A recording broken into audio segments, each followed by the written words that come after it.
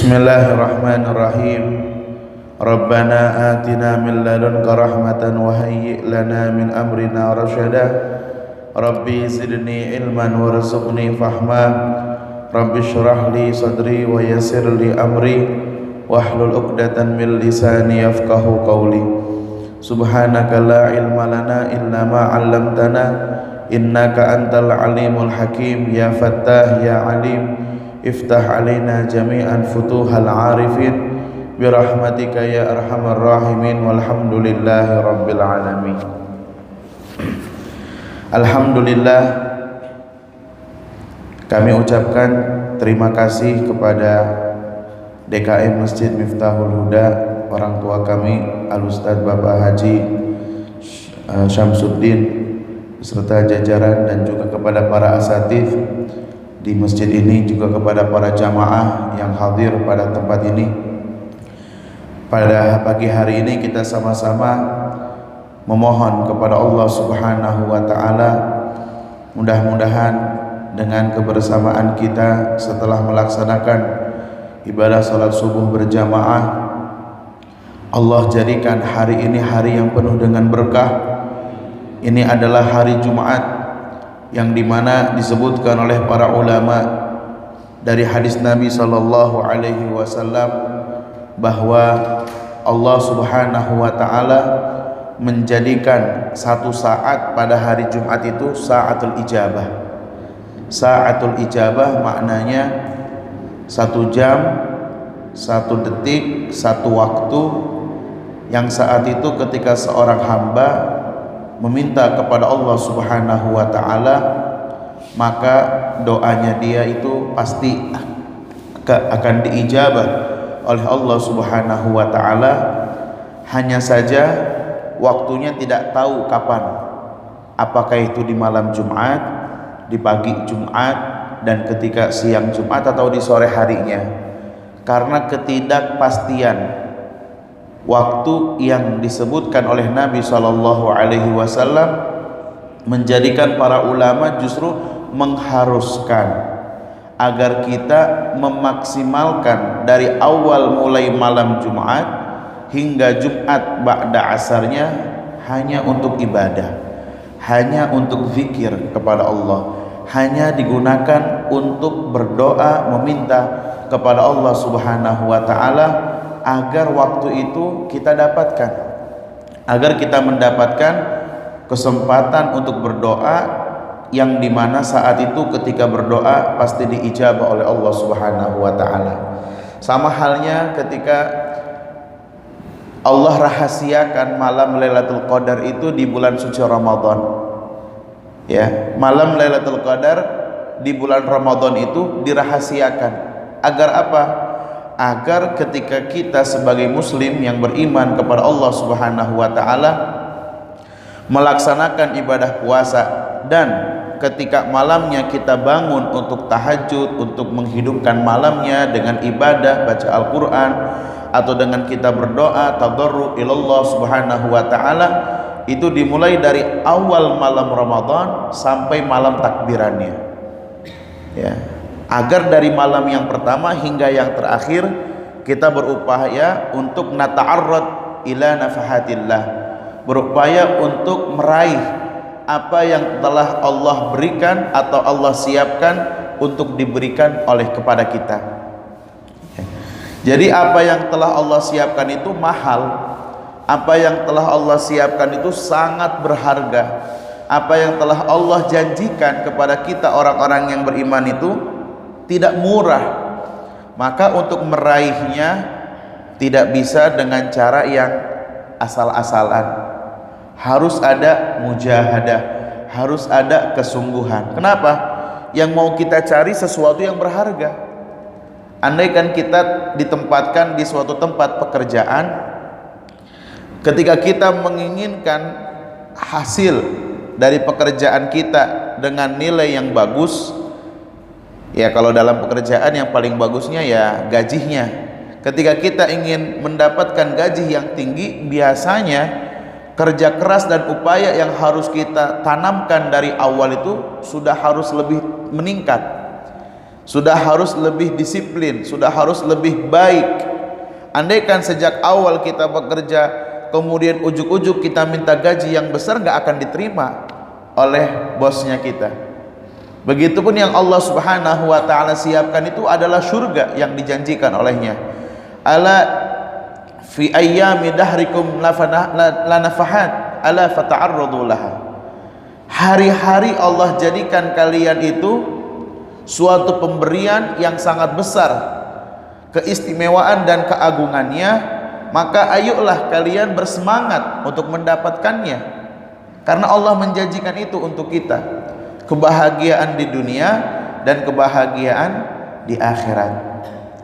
Hadirin jamaah yang dimuliakan oleh Allah Subhanahu wa ta'ala, kita bermujahadah, kita bersungguh-sungguh, kita berupaya bersama-sama untuk meraih apa yang dijanjikan oleh Allah Subhanahu wa ta'ala, tentu dengan bimbingan dan apa yang telah disampaikan kemudian kita ikuti, yaitu apa yang kita lihat dan kita amati dari perjalanan hidup Nabi kita Sayyidina Muhammad sallallahu alaihi wasallam, dan bagaimana para sahabat menjalankan apa yang disampaikan oleh Rasulullah.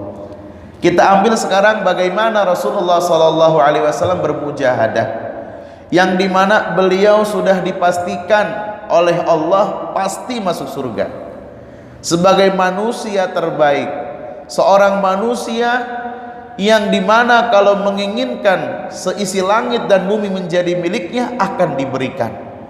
Kalau beliau ingin gunung itu berubah menjadi emas akan diwujudkan. Ya, bukan hanya Allah, Allah sangat mudah baginya untuk melakukan segala hal. Bahkan tawaran itu disampaikan oleh orang-orang Quraisy. Ketika Nabi SAW memulai dakwah secara jahriyah, secara terang-terangan, itu membuat orang-orang Quraisy gelisah. Istilahnya apa? Sumpek. Ketika Nabi SAW jor-joran dalam berdakwah, akhirnya melalui perantara Abu Talib pamannya, ya, melalui perantara Abu Talib sampaikan kepada Muhammad apa yang dia inginkan dari gerakannya itu. Kalau ingin perempuan yang paling cantik, akan kami pilihkan yang paling cantik untuk menjadi selirnya. Kalau menginginkan dunia, akan kami kumpulkan semua harta yang kami punya untuk dibagikan untuknya. Kalau dia ingin menjadi seorang raja, kami semuanya akan kumpul dan sepakat untuk mengangkatnya sebagai raja, asalkan jangan pernah sekali-kali untuk mengajak kami ke ajaran agama yang baru, kata mereka. Kemudian Abu Talib datang baik-baik kepada Nabi Muhammad SAW. Kita tahu Abu Talib dalam sirah disebutkan, walaupun beliau tidak dinyatakan sebagai muslim karena tidak terucap kalimat syahadatain dari lisannya, tetapi dari apa yang beliau lakukan secara realistis, secara perbuatannya menunjukkan keimanannya kepada Nabi sallallahu alaihi wasallam. Akhirnya datang Abu Talib kepada Nabi sallallahu alaihi wasallam, wahai anak saudaraku, artinya kan keponakan, karena Abu Talib adalah saudara dari ayahnya Nabi sallallahu alaihi wasallam, dan dari sejak kakeknya meninggal di usia 8 tahun diasuh Nabi sallallahu alaihi wasallam oleh Abu Talib sampai Rasulullah menikah, sampai diangkat beliau menjadi seorang rasul. Kemudian Abu Talib berkata, wahai Muhammad, ada tawaran dari orang-orang Quraisy. Jika engkau menginginkan wanita tercantik, akan dibawakan dia untuk dijadikan selirmu. Jika kau menginginkan harta kekayaan, mereka akan kumpulkan dan diberikannya untukmu. Jika engkau menginginkan jabatan, mereka akan rela untuk mengangkatmu sebagai raja. Yang penting tinggalkan ajakan yang kau sampaikan ini. Dikatakan seperti itu, kalau kita mungkin jadi penawaran yang bisa dipertimbangkan, ya kita pertimbangkan lah, oke, kalau begitu kita pertimbangkan. Tapi Nabi SAW sama sekali tidak seperti kita. Beliau mengatakan, wahai pamanku, jikapun aku harus terancam sehingga dijadikan matahari di sebelah tangan kananku dan rembulan di sebelah tangan kiriku, agar aku meninggalkan risalah dakwah ini, sama sekali tidak akan aku tinggalkan sampai agama ini tersebar atau aku mati dalam perjuangan untuk menyebarkan agama ini. Maka ketika mendengar itu, pamannya sudah mengatakan, lakukanlah wahai Muhammad, aku akan berada di barisanmu. Artinya aku akan menjadi pembelamu. Itu mujahadahnya Nabi SAW dalam menjalankan dakwahnya, dalam menjalankan amanat yang telah diberikan kepadanya untuk disampaikan kepada umat, ya, bahwa dalam pengabdian diri kita kepada Allah Subhanahu wa taala itu bisa dalam bentuk ibadah, bisa dalam bentuk ta'lim, pembelajaran, bisa juga dalam bentuk suluk, bisa juga dalam bentuk dakwah ilallah. Ya, jadi perjalanan kita untuk sampai kepada Allah Subhanahu wa taala itu macam, bisa dengan ibadah, ya, bisa dengan kita mempelajari ilmu dan mengajarkannya, bisa juga dengan cara berdakwah ilallah. Dakwah di sini maksudnya bagaimana muamalah kita dengan yang lainnya. Itu semua akan diperhitungkan dan pasti semuanya akan kita lihat balasannya dari Allah Subhanahu wa taala. Kemudian bagaimana sikap para sahabat dalam memperjuangkan agama Allah Subhanahu wa taala dan sepenuh hati mereka mewujudkan rasa ubudiyah mereka kepada Allah Subhanahu wa taala. Kita lihat berikutnya bagaimana sikap al-khulafaur rasyidin, Sadatina Abi Bakar wa Umar wa Utsman wa Ali radhiyallahu taala anhum ajma'in. Sayyidina Abu Bakar ketika beliau mengatakan apa yang paling beliau sukai dari dunia, beliau mengatakan yang aku sukai dari dunia adalah kebersamaanku bersama Rasulullah. Allahumma shalli wa sallim alaihi. Kebersamaan yang bersama Rasulullah sallallahu alaihi wasallam itu lebih disukai dari seisi dunia. Tidak bisa dibandingkan dengan apapun. Kebersamaannya dengan Rasulullah sallallahu alaihi wasallam. Bahkan bagi beliau saat dimana yang paling istimewa adalah pada saat beliau berada di dalam gua bersama Nabi sallallahu alaihi wasallam di waktu perjalanan hijrah. Kita tahu semua bahwa Nabi sallallahu alaihi wasallam di waktu suatu malam udah disergap rumahnya itu, didatangi oleh penjagal, orang yang ahli pedang. 10 orang mungkin kurang lebih datang ke rumahnya Nabi sallallahu alaihi wasallam untuk masuk dan mereka akan membunuh Nabi dengan satu tebasan. Tapi saat itu Allah Subhanahu wa taala menjaganya. Ketika mereka sudah di depan pintu, kemudian Allah tidurkan mata mereka. Mereka tertidur dan Nabi sallallahu alaihi wasallam meminta Sayyidina Ali untuk menggantikan posisinya dan diselimuti dengan burdah atau selimut yang berwarna hijau. Kemudian Nabi SAW keluar melihat mereka, orang-orang ini tidur di depan pintu rumahnya. Dengan tenang Nabi SAW mengambil pasir dan meletakkan pasir-pasir itu di atas kepala mereka.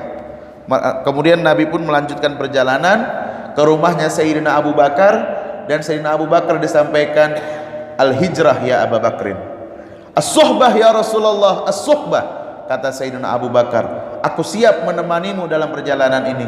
Disiapkanlah kendaraan, kemudian berangkat, tidak langsung sampai ke Madinah karena kalau langsung pasti ketahuan. Tapi yang beliau lakukan adalah singgah dulu sesaat di gua yang kita tahu kenal bahwa nama guanya adalah Gua Thur. Kita lihat bagaimana Sayyidina Ali rela untuk mentaruhkan nyawanya untuk Nabi Muhammad sallallahu alaihi wasallam. Mungkin kalau kita mikir-mikir dulu, ya, kalau misalkan kita punya guru terancam nyawanya, kemudian guru meminta kita untuk menggantikan posisinya, ya kita akan mengatakan nggak bisa lah, masa saya jadi tumbal. Tapi Sayyidina Ali saat itu masih kecil, beliau rela untuk mengganti posisi Nabi Muhammad sallallahu alaihi wasallam. Maka orang-orang yang tertidur di depan rumahnya itu dibangunkan. Hei, kamu sedang ngapain? Kata mereka, kami sedang menunggu Muhammad. Kami akan serang dan kami akan bunuh secara bersamaan. Sungguh Muhammad telah keluar dan kau telah tertidur dengan lelap. Diintip, itu masih ada, silakan coba masuk. Masuk, ternyata pas dibuka isinya adalah Sayyidina Ali. Dan tidak cukup sampai di situ. Para pemuka Quraisy melakukan sayembara. Siapa yang bisa membawa Muhammad hidup ataupun mati ke sini, dia akan mendapatkan 1000 ekor unta. Dikasih sayembara, siapa yang bisa menangkap Nabi Muhammad, membunuhnya hidup ataupun mati, dibawakan ke hadapan mereka, akan diberikan hadiah 1000 ekor unta. 1000 ekor unta kalau kita rupiahkan sudah berapa itu? Ya, ada satu orang dari orang Bedui melihat pengumuman ini, berniat untuk melakukan niat jahatnya. Tahu kalau Nabi Muhammad itu bersama Abu Bakar jalan ke satu tempat. Akhirnya dikejar. Suraqah kalau tidak salah. Bukan. Ya, Suraqah bin Naufal kalau tidak salah namanya. Ya. Kemudian dikejar. Saat itu Nabi SAW dengan Sayyidina Abu Bakar berjalan di sepertiga malam waktu itu dalam kegelapan, merasa di belakangnya ada yang ngikutin. Di belakangnya ada yang ngikutin. Kata Sayyidina Abu Bakar, ya Rasulullah, ada orang yang mengejar kita. Bagaimana ini? Kata Rasulullah, tenang, Allah akan menolong kita, Allah akan menjaga kita, Allah yang akan melindungi kita. Sampai Suraqah ini hampir dekat kepada Nabi Muhammad sallallahu alaihi wasallam. Tapi ketika sudah dekat, kaki kudanya ngejeblos. Kemudian minta tolong, karena dia nggak bisa untuk mengeluarkannya sendiri. Akhirnya Nabi SAW minta berhenti kepada Sayyidina Abu Bakar dan mendatangi orang yang minta tolong itu untuk ditolong. Ditolong oleh Nabi SAW dan Nabi melanjutkan perjalanannya. Udah dilanjutkan perjalanan, dikejar lagi. Ya, udah niatnya jahat karena apa? Ingin mendapatkan 1000 ekor unta sebagai upah atau ganjaran siapa saja yang membawa pulang Nabi Muhammad hidup ataupun matinya. Tapi karena Rasulullah dijaga oleh Allah Subhanahu wa taala, niatnya itu tidak bisa terwujud. Kedua kalinya kejeblos lagi dan Nabi datang untuk menolonginya. Sampai ketiga kalinya kejeblos lagi dan Nabi mengatakan, kau tidak akan bisa untuk menangkapku. Tapi bagaimana menurut engkau wahai Suraqah, jika engkau nanti suatu saat akan dikenakan mahkota suatu kerajaan, kalau nggak salah kerajaan Persia. Bagaimana menurutmu jika engkau dikenakan mahkota dari kerajaan Persia? Kata Suraqah, bagaimana mungkin hal itu terjadi? Lah, aku ini hanya orang Badui, katanya. Hal itu tidak mungkin bisa terjadi. La bal qad yakun. Tapi itu semua akan terjadi. Kapan terjadinya? Di zaman kekhalifahan Sayyidina Umar ibn Khattab. Ketika penaklukan Persia, kemudian kerajaannya itu dikuasai oleh umat Islam, Sayyidina Umar ingin mewujudkan apa yang disampaikan oleh Nabi SAW. Suraqah dipanggil dan dikenakan mahkota itu di atas kepalanya sebagai wujud bukti apa yang disampaikan oleh Nabi SAW itu betul-betul nyata dan terjadi. Allahumma salli wa sallim wa barik alaihi wa ala alihi. Maka kemudian Nabi beristirahat di Gua Thur selama 3 malam dan didampingi oleh Sayyidina Abu Bakar. Saat kebersamaannya itulah menjadi momentum yang entah apa yang dibicarakan di antara mereka, tentang apa yang terjadi hiwar di antara mereka, yang pastinya menguatkan keimanan, menjadikan jiwa diri seseorang semakin taat dalam beribadah kepada Allah Subhanahu wa taala. Hadirin jamaah yang dimuliakan oleh Allah, jika kita melihat kutipan dari cerita-cerita yang tadi kita sampaikan, pertanyaannya, bagaimana dengan kita sebagai hamba Allah, sebagai umatnya Rasulullah sallallahu alaihi wasallam yang dapat untuk mengikuti jejaknya mereka? Ketika Nabi mengatakan, tanakahu takthuru fa inni ubahi minkumul umama yaumal qiyamah, menikahlah kalian dan perbanyaklah keturunan, karena sesungguhnya aku akan merasa bangga dengan kalian. Jadi Nabi SAW akan membanggakan umatnya di antara para umat yang lainnya. Tentu yang berkualitas, tentu yang mempunyai nilai yang bagus dalam kehidupannya. Dan hebatnya Nabi SAW, kasih sayangnya sangat luas. Bahkan beliau mengatakan, semua amal kalian akan disampaikan kepadaku. Jika yang kalian lakukannya adalah kebaikan, hamidullah, aku akan bersyukur kepada Allah Subhanahu wa taala yang telah berikan kalian taufik untuk beribadah kepadanya. Dan jika kalian maksiat dan berita itu sampai kepadaku, istaghfartu lakum, aku akan mohonkan ampunan untuk kalian. Allahumma salli wa sallim wa barik alaih wa ala alih. Karena Nabi SAW tidak ingin jika ada salah satu di antara umatnya yang tidak ikut bersamanya masuk ke surga. Di suatu malam beliau ketika berdoa munajat sambil menangis di hadapan Allah Subhanahu wa taala. Kemudian datang malaikat Jibril menyampaikan kepadanya, "Ma yubkik?" Apa yang membuat engkau menangis? Apa yang membuat engkau menangis wahai kekasihnya Allah Ta'ala, wahai Nabi Muhammad Rasulullah Sallallahu Alaihi Wasallam?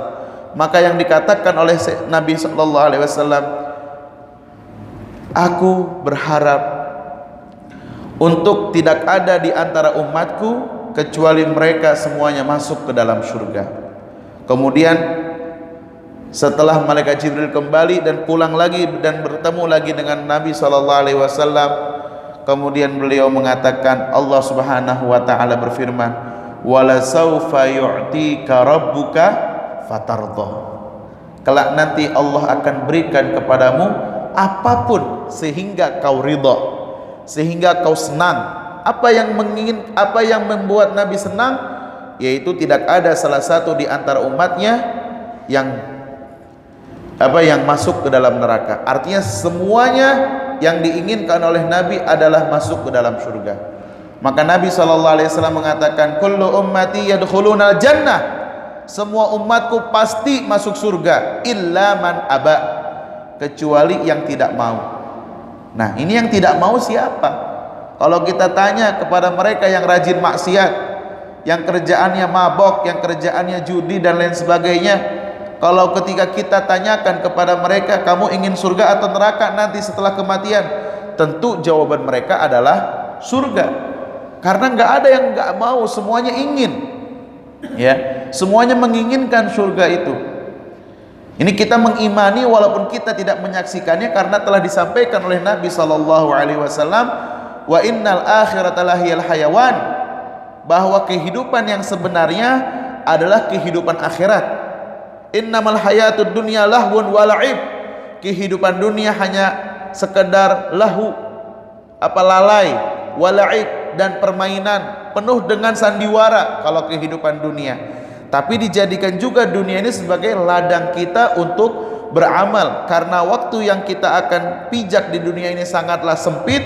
Maka kita jadikan ini sebagai kesempatan mempersiapkan diri untuk menggapai akhirat yang diridhai oleh Allah Subhanahu wa taala. Ya. Kemudian Nabi mengatakan, siapa yang para sahabat bertanya, siapa yang tidak mau itu ya Rasulullah? Nabi mengatakan, man ata'ani dakhalal jannah wa man asani faqad aba. Siapa yang taat kepadaku maka dia pasti bakal masuk surga, dan siapa yang maksiat artinya tidak mengikuti ajakanku, maka berarti mereka lah yang tidak mau untuk masuk ke dalam surga. Kita semuanya menginginkan agar kita dibahagiakan oleh Allah Subhanahu wa taala dan hidup bersama Nabi Muhammad sallallahu alaihi wasallam ketika kelak nantinya di akhirat. Amin ya rabbal alamin. Yaitu tadi, untuk menggapai surga perlu mujahadah. Di antaranya yang ingin kami kutipkan ayat Al-Qur'an, yaitu dari surat Ali Imran ayat 92. Allah Subhanahu wa taala berfirman, lan tanalul birra hatta tunfiqu mimma tuhibbun wa ma tunfiqu min syai'in fa innallaha bihi alim. Yang artinya, lan tanalul birra, tidak akan kalian dapat meraih al-birra, kebaikan yang sempurna. Ada juga yang mentafsirkan al-birra di sini adalah surga. Kalian tidak akan mendapatkan surga sampai hatta tunfiku mimma tuhibbun, sampai kalian menginfakkan, memberikan sesuatu apa yang paling kalian suka. Yang paling kalian suka itu yang kalian infakkan di jalan Allah Subhanahu wa taala. Wa ma tunfiqu min syai'in fa innallaha bihi alim. Dan apapun yang kalian infakkan, sesuatu apapun, pasti sesungguhnya Allah taala mengetahuinya. Ketika ayat ini dibacakan, ada salah seorang sahabat yang mendengarkannya dan kemudian langsung datang kepada Nabi sallallahu alaihi wasallam.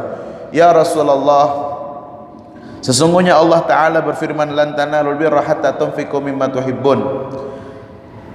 Maka harta yang paling aku suka adalah Bayroha. Dia punya kebun yang disukai juga oleh Nabi. Nabi sering singgah di sana. Tempatnya dekat dengan Masjid Nabawi. Tanahnya subur, buahnya lebat, airnya segar. Ya, dia sangat suka.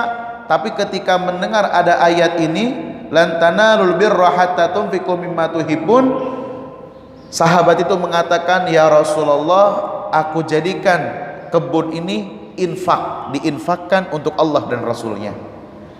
Terserah engkau mau dipakai apa. Ini barang yang paling aku suka. Karena yang paling aku suka ini barang, maka aku berikan ini untukmu. Kan kalau kita suka dengan satu barang nggak bakal kita kasih tuh. Yang kita kasih kadang yang udah kekecilan, yang udah usang, yang udah jelek, itu baru yang kita kasih.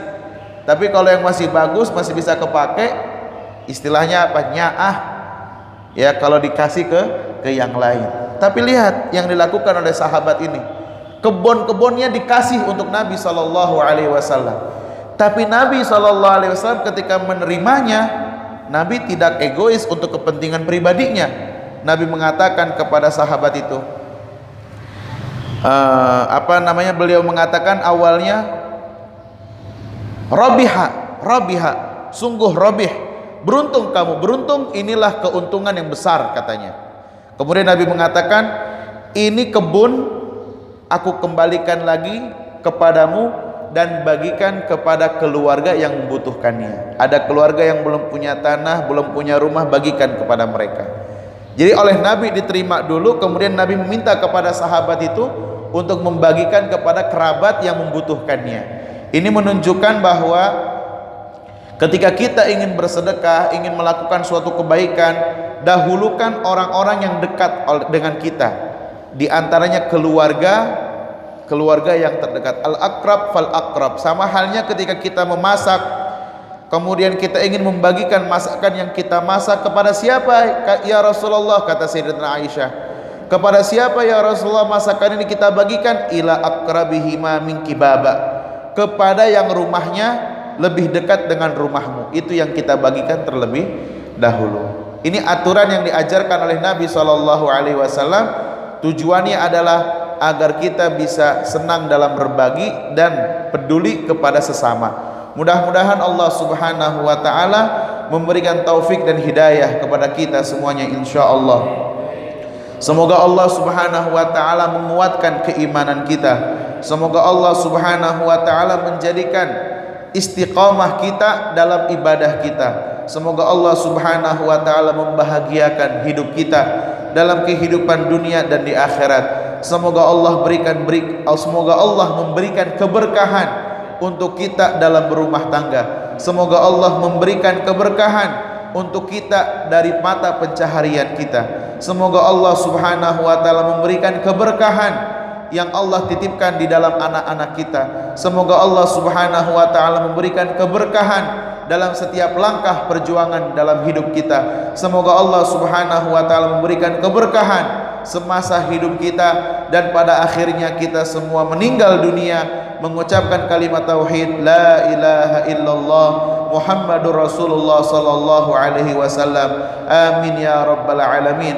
Kita doakan para kesepuhan dari masjid yang mulia ini, para orang tua kita semuanya yang lebih dulu meninggalkan kita, semoga Allah angkat derajat mereka, semoga Allah lapangkan alam kubur mereka, semoga Allah berikan penerangan seterang-terangnya di alam kubur mereka. Dan kita generasi yang masih diberikan kesempatan oleh Allah, mudah-mudahan masih diberikan kesempatan untuk selalu dapat istiqamah dalam mengabdikan diri kepada Allah Subhanahu wa taala, istiqamah dalam mencari ridha-Nya, istiqamah dalam mengharapkan keberkahannya, istiqamah untuk mengikuti jejak Nabi kita Sayyidina Muhammad sallallahu alaihi wasallam.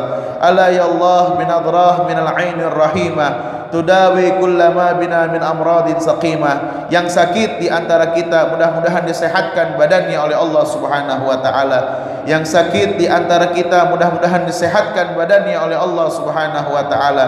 Yang sakit di antara kita mudah-mudahan lekas diberikan kesehatan oleh Allah Subhanahu wa taala. Mudah-mudahan yang sedang mendapatkan kesulitan diberikan kemudahannya oleh Allah Subhanahu wa taala, dan yang jauh dalam beribadah mudah-mudahan didekatkan oleh Allah dan disemangatkan dalam ibadahnya. Mudah-mudahan Allah taala memberikan taufik dan hidayah untuk kita semuanya insyaallah, amin ya rabbal alamin.